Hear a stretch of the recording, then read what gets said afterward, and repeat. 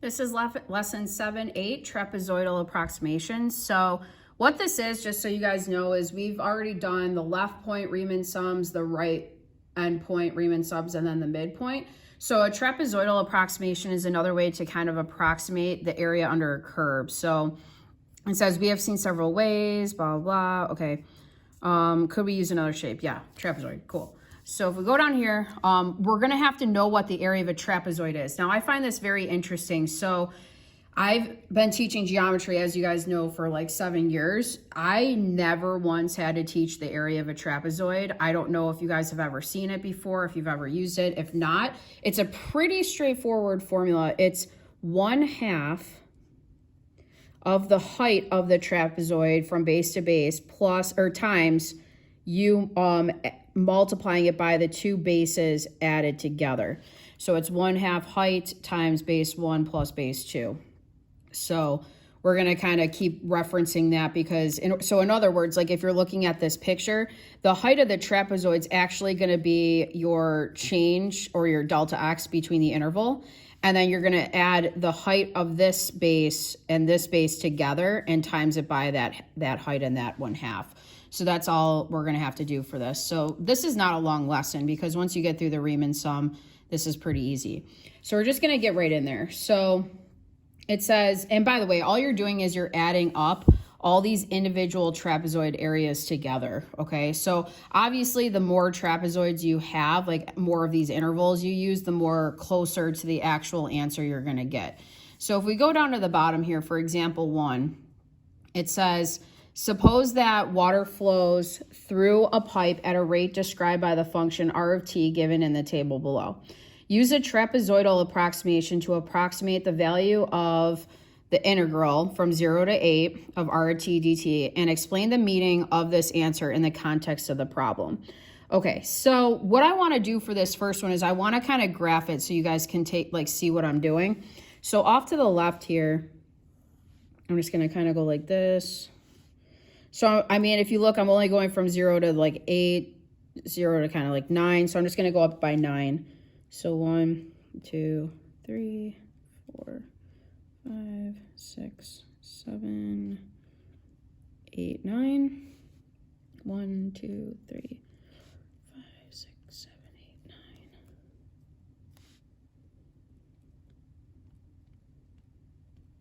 Okay.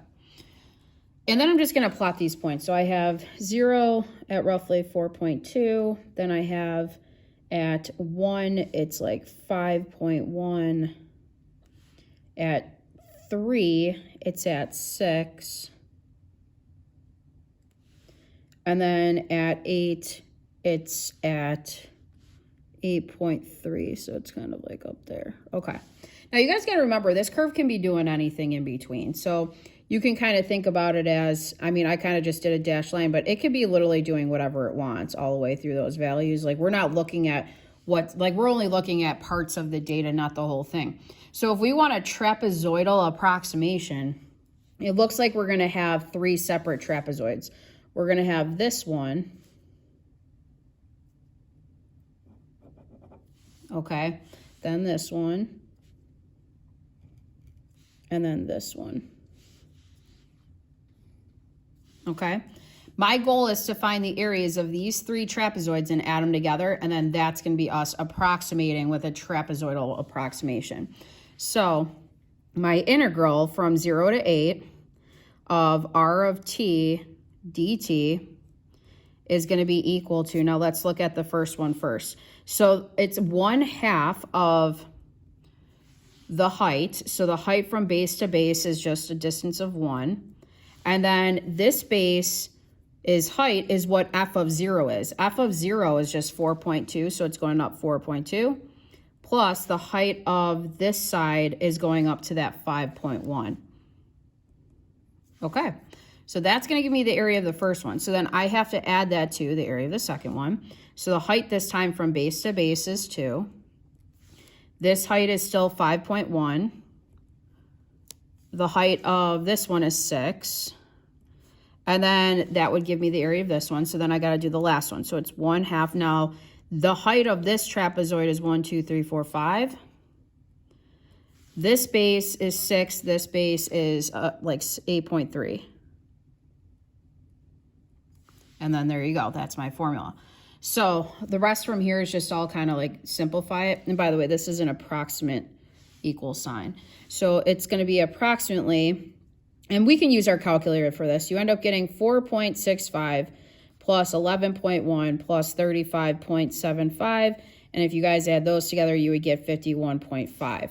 So now it just wants us to explain the meaning of the answer in the context of the problem. So what we're going to say is we're going to say, and you guys got to always remember, you always want to think of your domain, your units, and then the context of the problem. So we're going to say from t equaling 0 to t equaling 8, approximately. And this had to do with water flowing out of a pipe. So approximately 51.5. And our answer is going to be, so think about it. If you take the integral of this, your unit is just going to be in the cubic feet because we're getting back to water. Because the rate is, you know, how much water per minute. So when you take the integral, you're just going back a step. So it's actually just, you know, how much like water you have in cubic feet. So you have that many cubic feet of water that flowed through the pipe.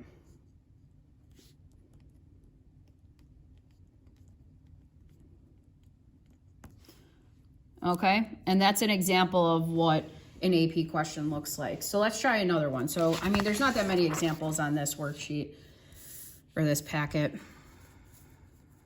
Okay.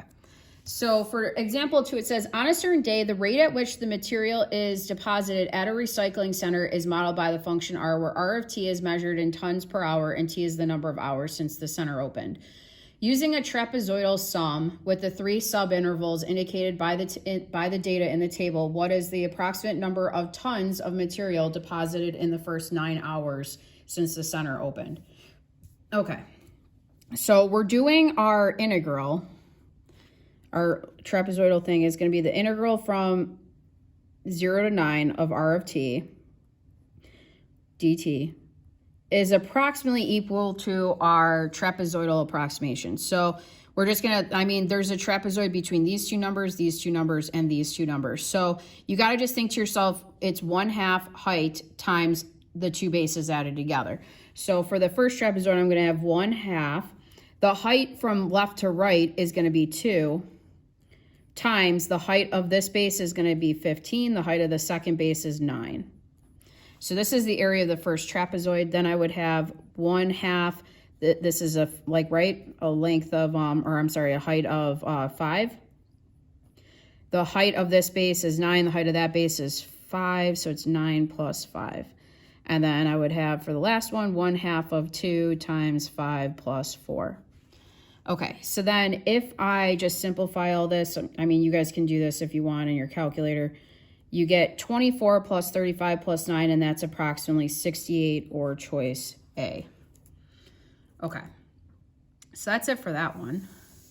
Example 3 says, a scientist measures the depth of the Doe River at Picnic Point. The river is 24 feet wide at this location. The measurements are taken in a straight line perpendicular to the edge of the river. The data are shown in the table below. Use a trapezoidal sum with 4 subintervals indicated by the data in the table to approximate the area of the cross-section of the river at Picnic Point in square feet. Show the computations that lead to your answer. Okay, so same thing. We're looking, in order to get the integral from 0 to 24, and we're going to call this d of x dx. Okay, again, it's a squiggle equal sign because we're approximating it with a trapezoidal approximation. It would be, now here, this would be 1, 2, 3, 4. Okay, so looking at the trapezoid between the first 2 numbers, I would have 1/2. The height of it is going to be between the 2 x coordinates, so it's going to be an 8 times 0 plus 7. And then I would do 1/2 of, let's see, 8, or 14 minus 8 is 6. And then we would have 7 plus 8. And then I would have 1/2 of 8 times x plus 2. And then 1/2 of 2 times 2 plus 0.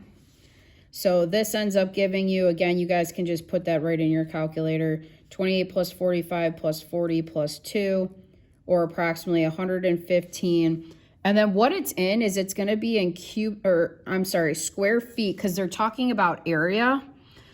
So that's how we know what units it's going to be. It's just square feet. And they asked what would it be in square feet, so that kind of helped too. Okay. So then for the last page, for this lesson, it says, suppose that a function f has the property that for all x that the second derivative is greater than 0, will the trapezoidal approximation to the integral from a to b of f of x dx be an over approximation, under approximation, or neither to the true value of the integral? What if the second derivative was less than 0? So we got to think about what happens to our original function when we have our second derivative being greater than 0. So let me kind of write this up. So we're going to say that, get situated here. So we're going to say that if the second derivative of f is greater than 0, we know that our original f is going to be concave up. Okay, that's what we know. So it's going to be something like this, and sometimes just a little sketch kind of helps. So if I sketch that out, and I just kind of pull some points here. If you think about your trapezoidal approximation, when you go to do these,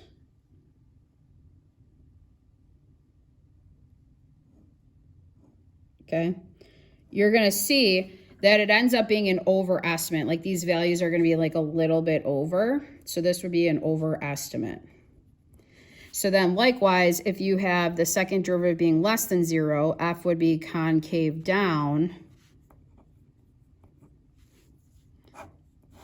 So it would look like this, right? Concave down is like a frown.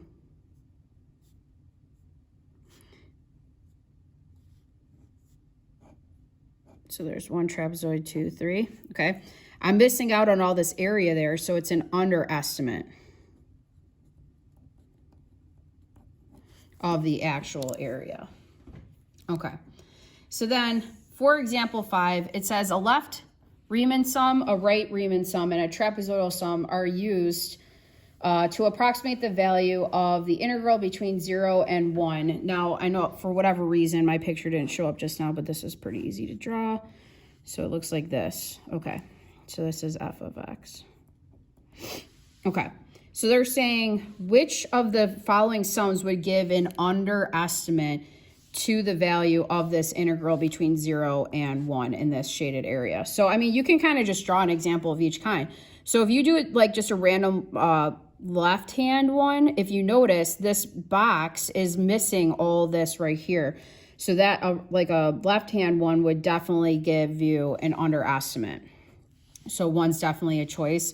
If you tried like a right-hand one, kind of like this, you can see that it would end up going over, like it would be an overestimate. So like choice 2 is not going to be an answer. So that kind of eliminates 2 of them already. So then a trapezoidal one, since it's concave down, technically, this is going to end up being underneath the line. So this is actually an underestimate because we're missing out on this little sliver right there.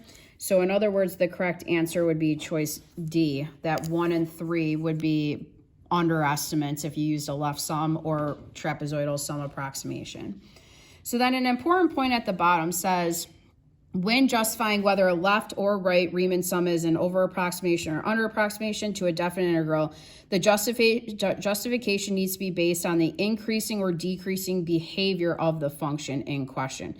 When justifying whether a trapezoidal sum is an over or under approximation, the justification is based on the concavity of the function. So that's kind of important when answering like free response questions. Okay, guys? So that's it for this one. This one's kind of short. Thanks.